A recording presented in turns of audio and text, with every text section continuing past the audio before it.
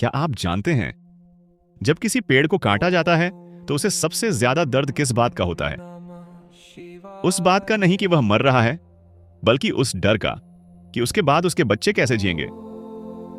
Research बताती है कि मरने से ठीक पहले एक बड़ा पेड़ अपनी सारी बची खुची ताकत, अपना आखिरी भोजन जमीन के नीचे अपने छोटे छोटे पौधों तक पहुंचा देता है, ताकि वह खुद भले ही गिर जाए लेकिन उसके बच्चे जिंदा रह सकें। जमीन के नीचे उनकी जड़ों का एक ऐसा संसार होता है जहां शब्द नहीं होते, लेकिन रिश्ते होते हैं।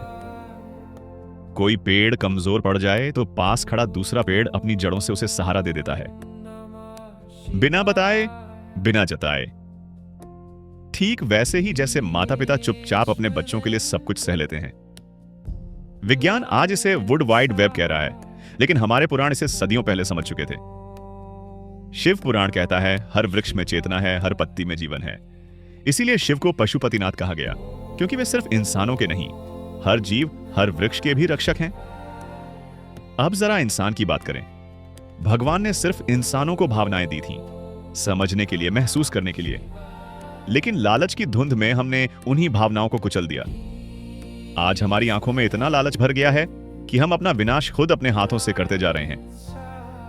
हम भूल गए हैं कि प्रकृति से लड़कर नहीं, प्रकृति के साथ जिया जाता है। जब आप एक पेड़ काटते हैं ना, तो आप सिर्फ लकड़ी नहीं काटते, आप उस पिता का हाथ काटते हैं जो पूरे जंगल को सांस देता है। आप उस मां को गिरा देते हैं जो मरते वक्त भी अपने बच्चों को बचा रही होती है।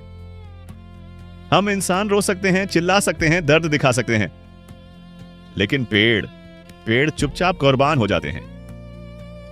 इंसान होने पर हमें गर्व है ना? लेकिन यह याद रखिए, ऊपर वाले ने संवेदनाएं सिर्फ इंसान को ही नहीं दी। फर्क बस इतना है कि हम रोकर अपना दर्द दिखा देते हैं और वो कटते हुए भी दुआ देती हैं।